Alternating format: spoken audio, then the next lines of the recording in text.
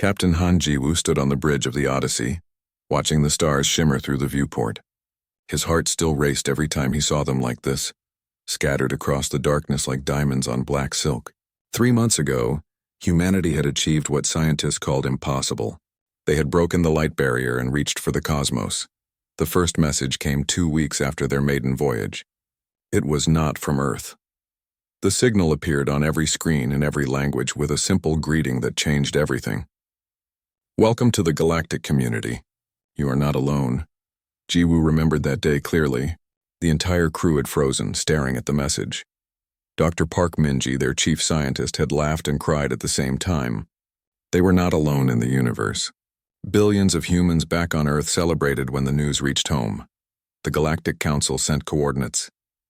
They invited humanity to their central station, a massive structure that orbited a binary star system. When the Odyssey arrived, Ji-woo could barely breathe. The station was larger than Earth's moon, covered in lights and ships of designs he could never imagine. Thousands of alien species lived here, working together in peace. Ambassador Choi Hyerin led the diplomatic team. She was a small woman with sharp eyes and a warm smile. The council held a ceremony for humanity's arrival. Beings of pure light welcomed them. Creatures that looked like floating jellyfish played music through color changes. Giant beings from Waterworld spoke in deep, rumbling voices that vibrated through the floor. "We have waited for you," said High Arbiter Velnash, a crystalline being who sparkled when she spoke. "Every species joins us eventually. The galaxy is better when we stand together." For 3 months, it was paradise. Human scientists worked with alien researchers. They learned about technologies that seemed like magic. Medicines that could cure any disease. Energy sources that never ran out. Ways to grow food on lifeless rocks. The council shared everything freely. Admiral Kang Do-yun arrived with Earth's military delegation. He was an old soldier with gray hair and tired eyes. Ji-woo watched him study everything carefully, asking questions that others thought were rude. How did the council maintain peace? What happened to species that disagreed? Were there any wars?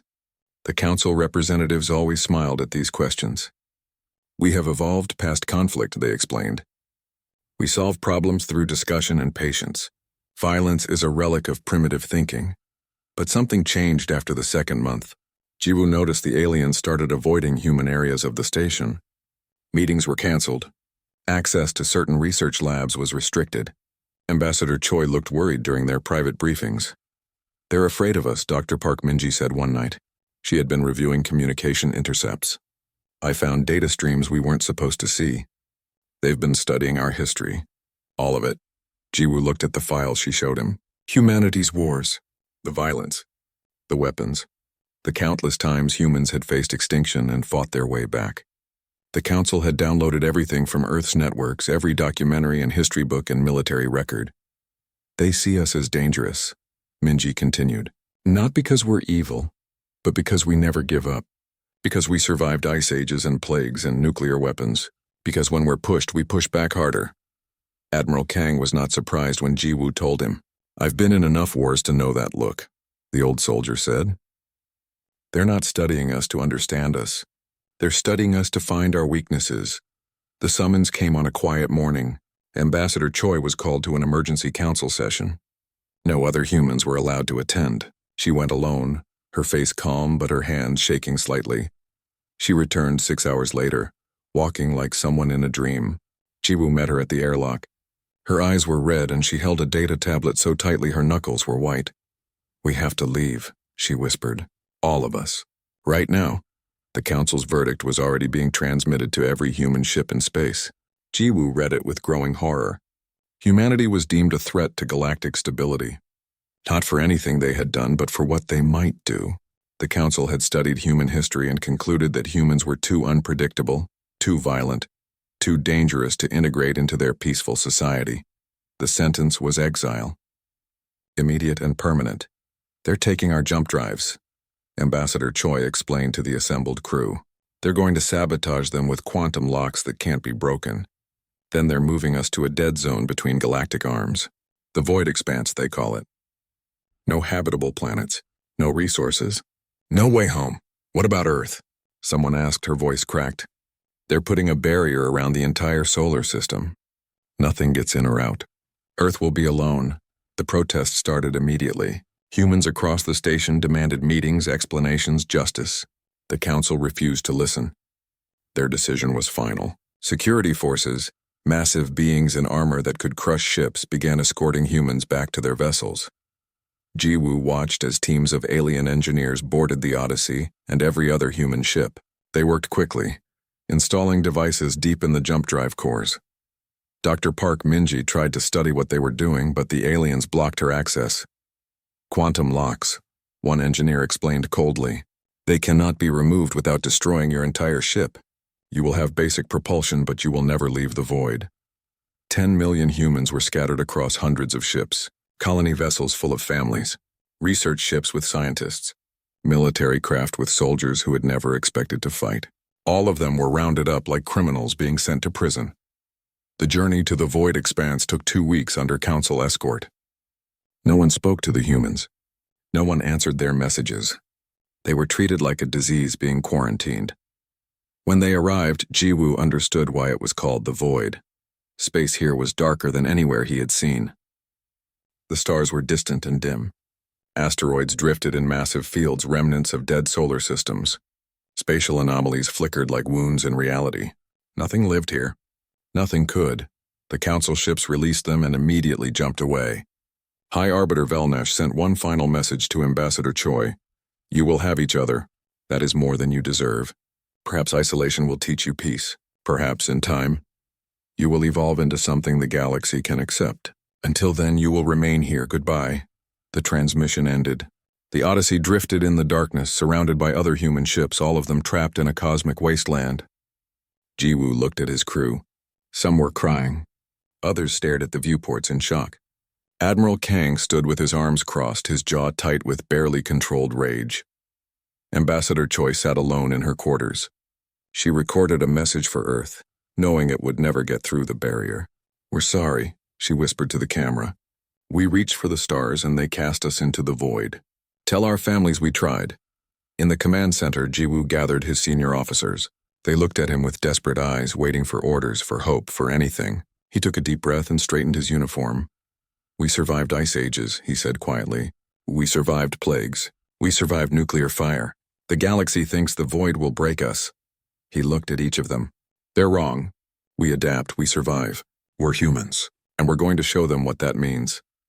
Outside in the endless dark, 10 million humans began the hardest fight of their existence. Not against an enemy they could see, but against the void itself. 50 years had passed since the exile. Commander Lee Jun-ho had never seen Earth. He was born on a salvaged colony ship that his parents had rebuilt into a functioning station. His entire life had been spent in the void and he knew nothing else. The galaxy had forgotten about humanity. They assumed the exiled humans had either died in the harsh conditions or regressed into primitive survival. They were completely wrong. Jun-ho stood on the observation deck of Forge Station, watching repair crews work on the outer hull. The station was a strange collection of parts from dozens of different ships, all welded and bolted together.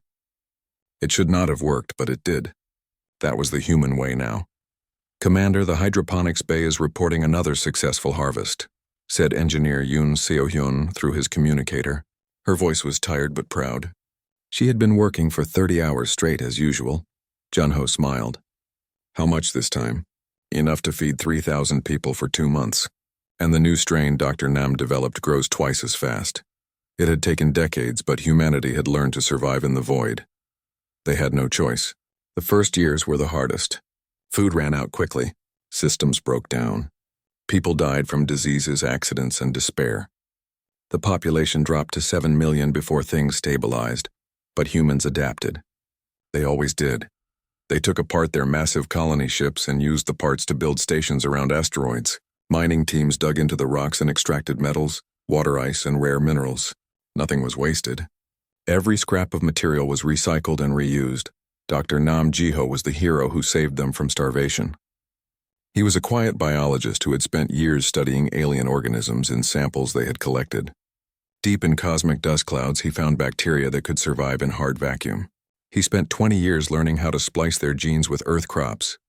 The result was plants that could grow in low oxygen, in extreme cold, in environments that would kill any normal vegetation.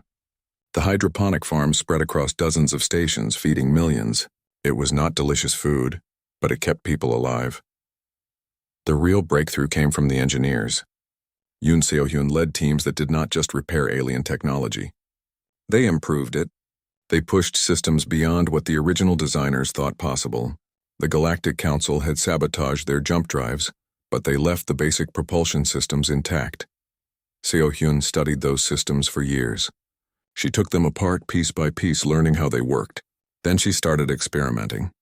Her first modified engine exploded, killing 3 people. Her second one worked for 10 minutes before melting. Her fifth one ran for 6 months without maintenance. "We don't need to understand the theory perfectly," she told Junho once. "We just need to make it work." The council spent centuries developing their technology slowly, carefully. We don't have centuries, so we try things they would never try, and sometimes it works. The Frontier Fleet was proof of that philosophy. Hundreds of vessels that barely looked like ships anymore. They were cobbled together from salvaged parts, running on modified engines, held together with welds that would make any proper engineer cry. But they flew, they worked, and they were fast. Captain Song Yoonji commanded the Scavenger Corps, the bravest and craziest humans in the void. They flew into the most dangerous regions, places where spatial anomalies could tear a ship apart in seconds. They searched for anything useful. Junho had flown with Yoonji once early in his career. He had never been so terrified in his life. She navigated through fields of debris at speeds that seemed suicidal, laughing the entire time, but she brought back more salvage than anyone else. "The void is dangerous," she had told him, "but danger means other people don't go there. And that means treasures nobody else has found." 3 months ago, her team had found something incredible. They were exploring the ruins of an ancient battlefield, a graveyard of ships from a war fought thousands of years ago. Most of the wrecks were useless, corroded, and broken. But deep in the field, they found a vessel that was mostly intact. It was a warship, not like anything the Galactic Council used now. This was older, from a time when the Council actually fought wars. The weapon systems were still functional. Junho examined the data Yoonji brought back. The weapons used principles that current Council technology had abandoned. They were more powerful, more efficient, and more destructive.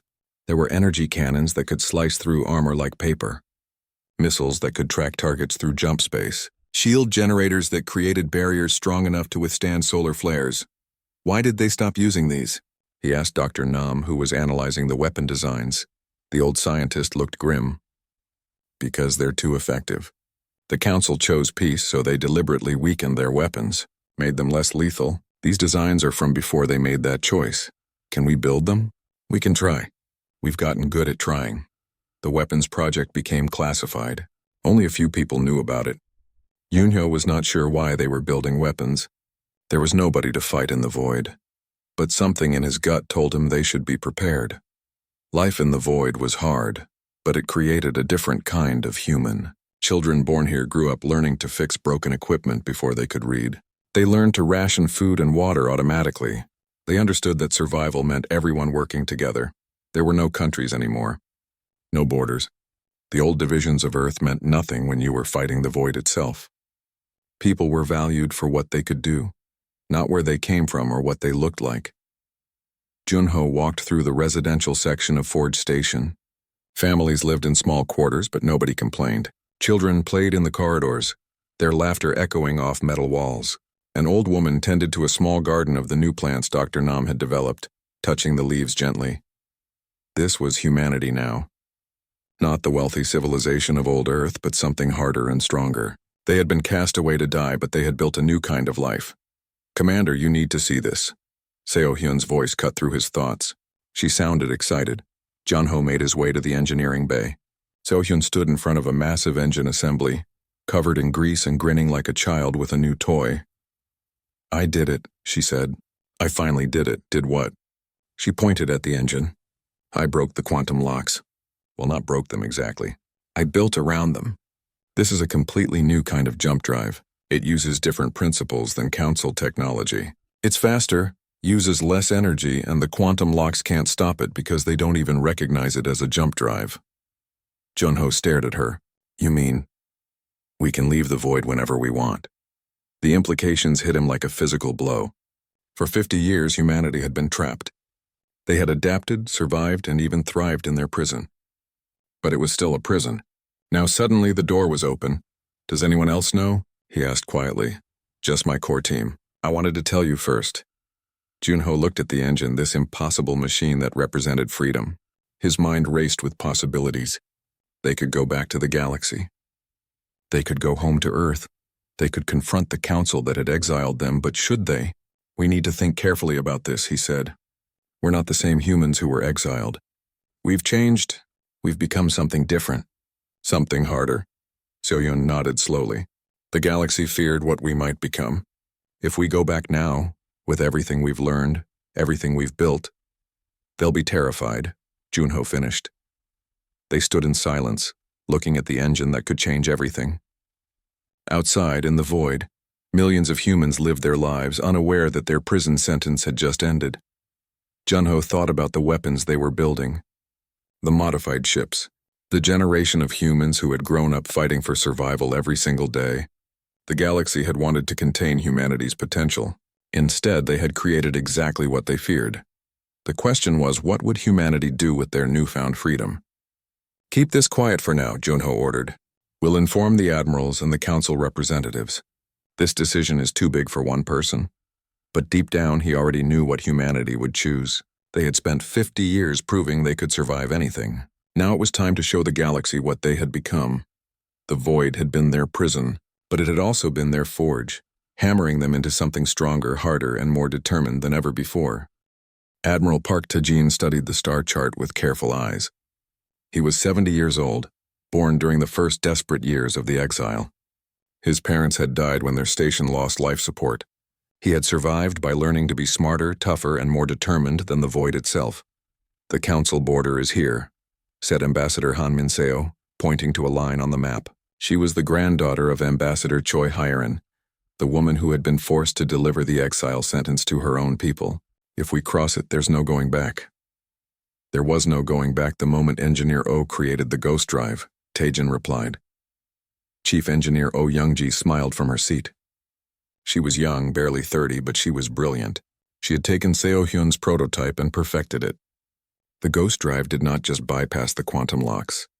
It was faster than anything the Galactic Council had, and it left no trace, no signature that sensors could detect. "Captain Beck is ready," Youngji reported. "The Wraith can leave whenever you give the order." Captain Beck Sujin was their best pilot. She had trained in the most dangerous regions of the void, learning to navigate through spatial anomalies that would shred any normal ship. If anyone could test the ghost drive safely, it was her. Taijin looked around the command center. 20 people stood here, representatives from across the human fleet. They had been debating for weeks about what to do with their new freedom. The arguments had been fierce. Some wanted revenge. The council had exiled them to die, after all. Some wanted to simply go home to Earth and forget the galaxy existed. Others wanted to try for peace, to show the council that humanity had changed. But Taejin had a different idea. "We show them what they created," he had argued. "We don't attack. We don't beg. We simply appear and let them see what 75 years in the void has done to us. Let them fear what they made." The vote had been close, but his plan had won. "Send Captain Bayek," Taejin ordered. The Wraith launched from its hidden dock deep in an asteroid field. The ship was sleek and dark, designed to be invisible to sensors. Beck sat in the pilot's chair, her hands steady on the controls. Behind her, the ghost drive hummed with power. "Coordinates locked," she reported. "Jumping in 3, 2, 1, space twisted around the Wraith." The journey that should have taken 3 months with normal jump technology took 5 days. When the ship emerged, it appeared in orbit around a council research station without any warning. No jump signature, no energy spike. One moment there was empty space, and the next moment there was a human warship. The research station's sensors did not detect the Wraith until it was already there. Panic spread through the facility.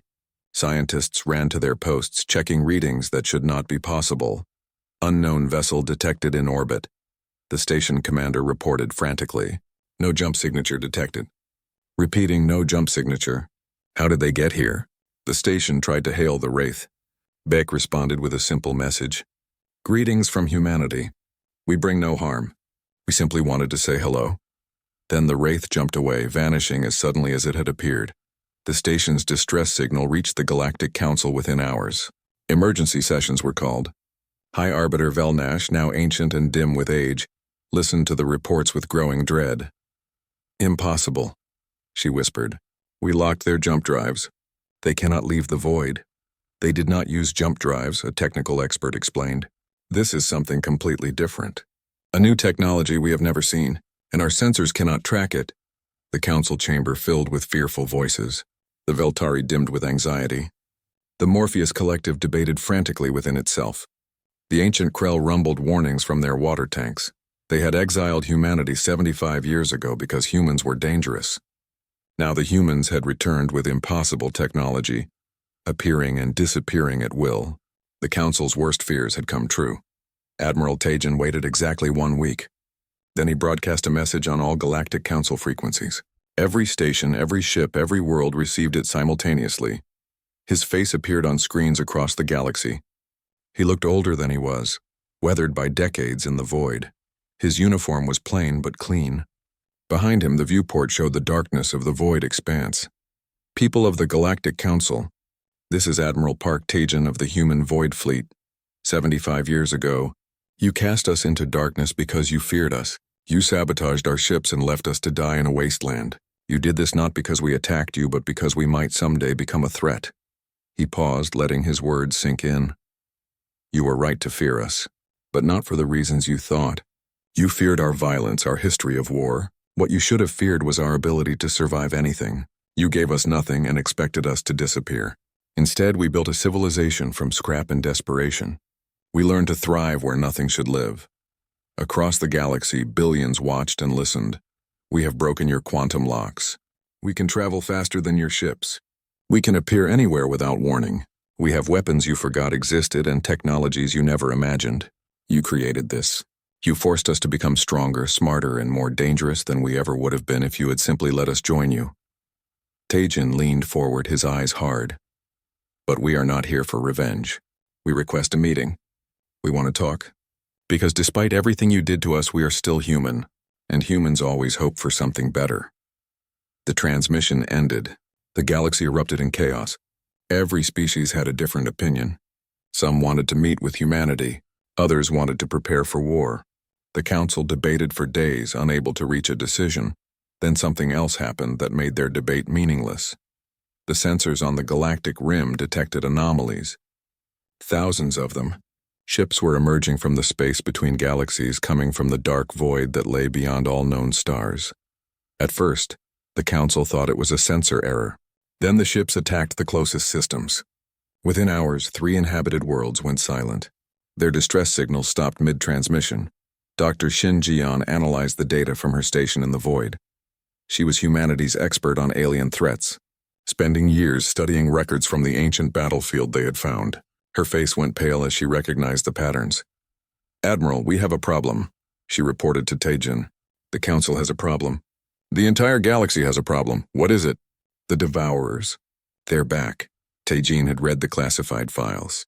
The Devourers were the enemy the Galactic Council had fought 80,000 years ago. Biomechanical entities that consumed everything in their path. Matter, energy, even information. The Council had barely defeated them, and thought they had destroyed them completely. They were wrong. The Devourers were returning in numbers that made the ancient war look like a small skirmish. They breached the galactic rim in 12 different locations. Council defense fleets engaged and were torn apart within days. Entire species evacuated their homeworlds in panic. The Council, facing extinction, did something that must have hurt more than death. High Arbiter Velnash personally transmitted a message to the void expanse. To the humans they had exiled. To the species they had feared and abandoned, the message was simple and desperate. "We were wrong about you. We need your help, please." The transmission reached Tajan's flagship. He played it for his senior officers. Some of them laughed bitterly. Others wanted to delete it and pretend they never received it. "Let them burn," said Commander Quan Minho, Tajan's tactical officer. "They deserve it. Do our children deserve it?" Ambassador Minseo asked quietly. "If the Devourers consume the galaxy, they will eventually find the void. They will find our stations. Our families. Everyone we love. The room fell silent. Taijin looked at the message again at Velnash's desperate plea. He thought about his parents, dead in the void because the council had abandoned them. He thought about the 75 years of hardship his people had endured. Then he thought about his granddaughter, playing in the corridors of Forge Station, laughing without knowing what the sky looked like. We vote, he said. This decision belongs to all of us. The vote was taken across the entire human fleet. 7 million people cast their choice. The debate was fierce and painful. But in the end, the result was clear. Humanity would help. Not because they forgave the council, not because they forgot what had been done to them, but because their children deserved a future that was not filled with running and hiding. Admiral Taijin transmitted his response to the council. We're coming. Not for you, for us. And when this is over, things will be different. The Void Fleet began to mobilize. Hundreds of ships, crewed by humans who had never known peace, prepared for war. The Devourers moved through space like a plague. Their ships were living things, grown rather than built. They consumed planets, stripping them of all matter and energy, leaving nothing but empty space where worlds once existed. Commander Quan Minho watched the tactical display with cold calculation. His entire life had been spent studying warfare, even though humanity had no enemies in the void. Now he understood why his instincts had pushed him to prepare. The galaxy needed soldiers, and the void had made humanity very good at being soldiers. 30 council fleets have engaged the Devourers, reported Lieutenant Park Sarah from the communication station. All 30 have been destroyed or scattered. Estimated casualties are in the billions. Admiral Taijin stood at the center of the bridge, his hands clasped behind his back. Around him, the Void Fleet prepared for jump. 400 ships, each one a testament to human stubborn refusal to die. They were not pretty vessels. They were functional, brutal, and effective. What do we know about Devourer tactics? Taijin asked. Dr. Shinjion brought up holographic displays. She had spent weeks analyzing every piece of data about the ancient war. They fight in swarms. Individual ships are not very intelligent, but they coordinate through some kind of biological network. They adapt quickly to enemy tactics. The Council fought them for 200 years last time before finding a way to win. We don't have 200 years, said Taijin. No, we don't. Captain Beck Sujin reviewed the fleet formation on her screen. She commanded the fast attack wing. 20 ships equipped with the most powerful engines humanity had built. Sir, the Council is requesting we join their defensive lines at the outer rim. Ignore that request, Taijin ordered. We don't fight the way they do. We hit where they're not expecting us. The Void Fleet jumped directly into Devourer territory. They bypassed the Council's defensive lines completely and emerged deep behind enemy formations. The Ghost Drive made it possible. One moment the Devourers were advancing unopposed, and the next moment 400 human warships appeared in their midst. The Devourers reacted immediately, turning their swarms toward this new threat. Thousands of biomechanical ships moved like a school of fish, flowing and shifting with terrible coordination. All ships, weapons free, Taijin commanded. Show them what the Void taught us. The human fleet did not fight like the Council species. There were no elegant formations or careful tactics. The humans fought like cornered animals because that was what they had been for 75 years. Commander Quan coordinated the attack. Delta Wing, lure them into the asteroid field. Gamma Wing, prepare the surprise. Captain Song Yunji, now an admiral commanding the engineering support fleet, had prepared special surprises. Her ships had spent years studying the spatial anomalies in the void. They had learned to predict them, avoid them, and even trigger them. The Devourers pursued Delta Wing into an asteroid field. They were faster and more numerous. Victory seemed certain. Then the humans activated devices they had planted in the asteroids. Spatial anomalies erupted throughout the field, tearing Devourer ships apart. Matter and energy scattered into impossible dimensions. They're adapting, Jion warned. The swarm is learning to avoid the anomalies.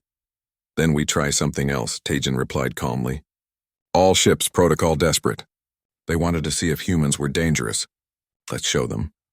Protocol desperate was a tactic that made every Council military advisor sick when they learned about it. It involved using damaged ships as weapons. Any vessel that took critical damage would turn toward the nearest Devourer concentration and detonate its reactor. The Council species would never do this. They valued every life too much.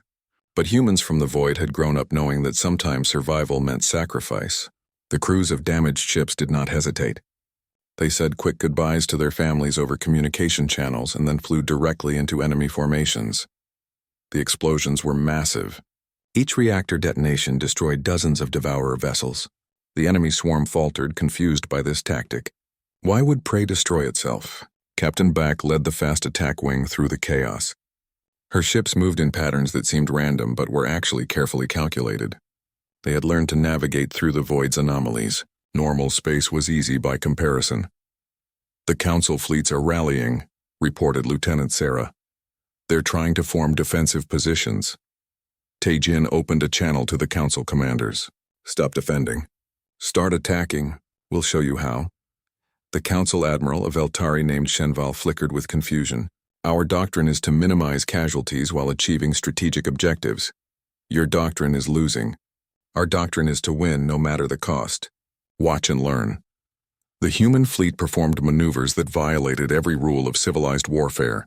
They used asteroids as kinetic weapons, accelerating them to impossible speeds and launching them at Devourer concentrations. They lured enemy swarms into supernova remnants. They hijacked damaged Devourer ships and turned their weapons against their own swarm. Most importantly, they never stopped moving. The Council fleets would take positions and defend them. The humans never stayed in one place for more than a few minutes. They jumped in, struck hard, and jumped out before the Devourers could fully respond. They're confused, Jion observed, watching the Devourer behavior patterns. Their swarm intelligence is trying to adapt, but we're changing tactics faster than they can process.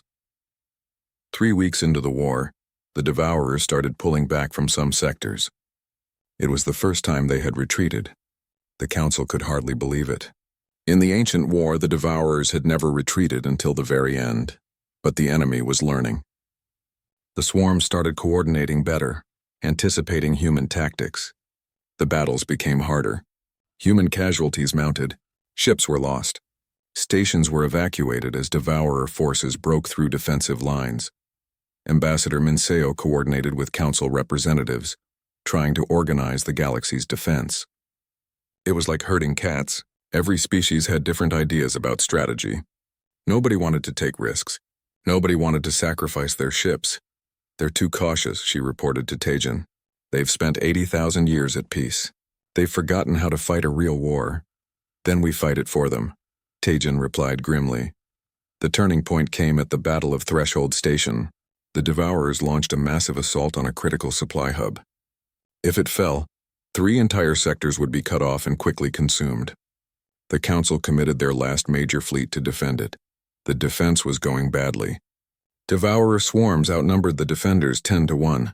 The Council Admiral called for evacuation. The station held 50 million civilians. There was not enough time to save them all. Then the Void Fleet arrived. All of it. Every ship humanity could fly, led by Admiral Taejin personally. This is Admiral Park Taejin to all Council forces.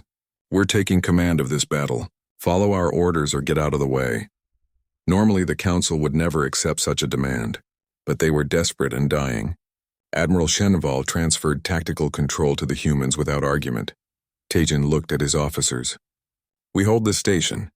I don't care what it costs. Those civilians don't die today. The battle lasted 18 hours. The Void Fleet fought with a ferocity that shocked even the Devourers. Human ships rammed enemy vessels when they ran out of ammunition. Damaged ships didn't retreat. They kept fighting until they exploded or were torn apart. Captain Lee Hana commanded a wing of fighters. She was young, barely 20, but she had been flying since she was 12. When her fighters' weapons failed, she manually piloted into the Devourer command ship's core, destroying it from inside. Her last transmission was calm. Tell my mom I did good. The Devourer swarm, suddenly without coordination, fell into chaos. The Council fleets, inspired by human courage, pressed the attack. The tide turned. The enemy retreated, leaving the battlefield littered with debris from both sides. Threshold Station was saved, but the cost was terrible. The Void Fleet had lost a third of its ships. Thousands of humans died, but 50 million civilians lived because of their sacrifice. Admiral Shenval visited Taejin's flagship after the battle. The Veltari flickered with colors humans had learned to recognize as respect and sorrow. I watched humans die today, Shenval said quietly. They died defending people who exiled them, people who abandoned them to darkness. Why? Teijin looked tired. He had been awake for 3 days straight. Because our children deserve a galaxy that's not on fire. Because we're human. And being human means fighting for what's right, even when it's hard, even when it hurts. The Council finally understood what they had exiled 75 years ago. Not violence, but determination. Not savagery, but the refusal to give up. They had feared humanity's potential for destruction. They had never considered humanity's potential for sacrifice. The war continued, but the galaxy had learned something important. When humans fought, they did not fight just to survive. They fought to protect. And that made all the difference. The war dragged on for 3 brutal years. The Devourers were relentless, but humanity was more relentless. Every battle taught the humans something new. Every loss made them stronger. The galaxy watched in amazement and fear as these exiled survivors became the tip of the spear defending civilization. Admiral Park Taijin aged 10 years in those 3 years. His hair turned completely white. Lines deepened around his eyes. But his determination never wavered. He stood on the bridge of his flagship, looking at the tactical display showing the final push. "All fleets report ready," said Commander Quan Minho. He had been promoted 3 times during the war and now coordinated all military operations. Both human and council, the Devourers had been pushed back to the Galactic Rim. Their numbers were greatly reduced, but they were making a final stand at Nexus Prime, the Galactic Council's capital system. If they took it, the war would turn again in their favor. The Council had already begun evacuating. Billions of civilians were fleeing on transport ships. High Arbiter Velnash, ancient and dim, had refused to leave. She stood in the council chamber watching through viewports as the Devourer swarms approached.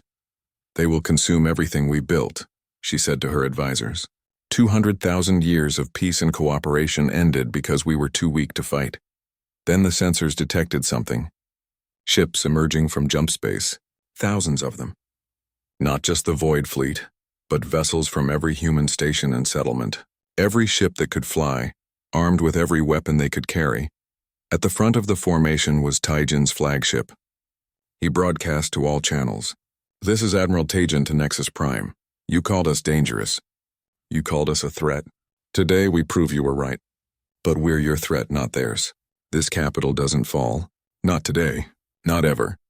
The Battle of Nexus Prime became the stuff of legend. The Void Fleet fought with a desperation born from protecting their one chance at redemption. They had been cast into darkness, survived, and now stood between the galaxy and annihilation.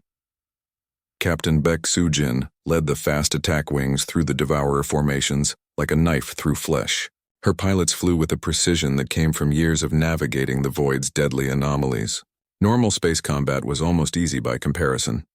Dr. Shin Ji-yeon coordinated with Council scientists, combining human tactical innovation with alien technological knowledge. They discovered that the Devourer's biological network had a central control node hidden deep within their fleet. Destroy that and the swarm would collapse into confusion. "It's protected by their strongest ships," she warned. "Getting to it will cost us." "Everything costs us," Taijin replied. "The question is whether we're willing to pay." The assault on the central node was brutal. Human ships carved a path through the Devourer lines, taking massive damage. Ships exploded. Good people died. But the path stayed open. Commander Quan led the final attack personally. His ship, the Retribution, was a modified cruiser covered in scars from 100 battles. He charged directly at the control node with 10 other vessels. "For everyone we lost," he said simply. "For everyone who died in the void." The Retribution rammed the control node at full speed. The explosion was visible from the planet's surface. The Devourer swarm suddenly lost coordination. Ships drifted, confused, no longer acting as one organism. The Council fleets and remaining human forces swept through them, destroying or scattering the enemy. The battle was won. But the cost was staggering. The Void Fleet had lost half its ships. Tens of thousands of humans had died. Quan Minho was among them. Taijin stood on the bridge, tears streaming down his face as the casualty reports came in. Lieutenant Sarah read the names quietly. Each one was a person he knew, a family he had spoken to, a child who had grown up in the void. "Sir?" The council is requesting your presence, Sarah said gently. Tell them to wait. Sir, they're evacuating the High Arbiter. She's asking to speak with you personally. Tajin wiped his eyes. Fine. Arrange transport. He met Velnash in the council chamber. The ancient being looked even dimmer than before, as if the war had drained her of light. Around the chamber, representatives from hundreds of species gathered. Many were injured. All looked exhausted. Admiral Tajin, Velnash said, her voice weak. We owe you more than words can express. You saved us. You saved everything. Tajin looked around the chamber. My people died defending you. Thousands of them. They died protecting the civilization that exiled them. Shame flickered through Velnash's crystalline form. We were wrong. We have no excuse. We feared you, and our fear made us cruel. Yes, you were wrong. Ambassador Han Minseo entered the chamber. She had been preparing for this moment for months. In her hands, she carried a data tablet with humanity's terms. These were not requests. They were requirements. The war is over, she said, her voice carrying through the chamber. But we need to discuss the future. Humanity will not be exiled again. We will not be treated as second-class beings. We have earned our place in this galaxy with blood and sacrifice. High Arbiter Velnash dimmed in agreement. Name your terms. Whatever you ask, if it is in our power, we will grant it. Minseo looked at the tablet, then at the gathered representatives. First, the quarantine around Earth ends immediately. Our people return home, all of them. Agreed, said Velnash without hesitation. Second, all restrictions on human technology development are removed. We share our innovations, but on our terms. The Council has no authority over our research or our weapons. Murmurs rippled through the chamber. Some species looked worried, but Velnash agreed. Done. Third, humanity receives full council membership with equal voting rights and veto power on any decision affecting our species. This was unprecedented. Young species never received such authority. But after watching humans save the galaxy, no one dared object. Agreed, Minseo paused at the fourth term. Finally, the void expanse remains under human jurisdiction. Complete authority. No council ships enter without permission. It belongs to us. Confusion spread through the chamber. The void was worthless. Dead space with no resources. Why would humans want it? But Tajin understood. The void had been their prison and their forge. It had killed many of them, but it had made the survivors into something extraordinary. It was part of their identity now. A reminder of what they had overcome. The void is yours, Velnash agreed. We will formalize all of this in treaties. Ambassador Minseo nodded. Then we have an agreement. The documents were prepared and signed within days. Humanity officially joined the Galactic Council as full members. But everyone knew the truth. Humans were not just another species now. They were the ones who had saved everyone. That earned respect and it earned fear. The first transport ships carrying humans back to Earth launched within a week. Among them was Admiral Tajin. He had never seen Earth, but he was going home. The journey took 2 weeks, even with the ghost drive. When they entered the solar system, Tajin stood at the viewport staring at the blue and green world that hung in space. His parents had died never seeing it again. His grandparents had been exiled from it. But he was here now. The transport landed in what had once been Korea. Cities had grown wild during the 75 years of isolation. Nature had reclaimed much of the land. But people were already returning, rebuilding, remembering. Tajin walked on grass for the first time in his life. The sensation was strange and wonderful. He looked up at the sky, seeing it without metal walls or viewports between him and the blue expanse. His granddaughter, Lee Salmon, ran ahead of him laughing. She had been born in the void but would grow up here, on Earth, under open skies. That thought made everything worth it. What was it like? She asked him. Living in space? Tajin thought about how to explain the void to someone who would grow up with gravity and weather and horizons. It was hard, he said finally. Empty and cold and dangerous. But it made us strong. Throughout the galaxy, things changed rapidly. The council species started adopting human approaches to problems. Innovation accelerated. The age of cautious stability gave way to an age of dynamic growth. Species that had spent millennia avoiding risks now took chances, tried new things, pushed boundaries. Some species started training their young using human methods, learning to solve problems with limited resources, learning to adapt quickly, learning that sometimes the safe path was not the best path. In the void expanse, humanity maintained its stations and shipyards. New humans still lived there, those who had grown up in the darkness and felt uncomfortable under open skies. They kept the fleet operational, kept training, kept preparing, because they remembered what it cost to be unprepared. They remembered what it meant to be abandoned. And they knew that if the galaxy ever needed them again, humanity would be ready. Tejan retired from active service and spent his final years on Earth. He wrote a book about the exile, the survival, and the war. The last chapter was titled, What They Made Us. In it, he wrote, "The Galactic Council feared our potential for violence and tried to contain us. Instead, they forced us to realize our potential for survival. They cast us into the void, expecting us to die. We thrived. They abandoned us, expecting us to weaken. We grew stronger. When they finally needed us, we returned not with revenge, but with the determination to protect what should be protected. The void did not break us.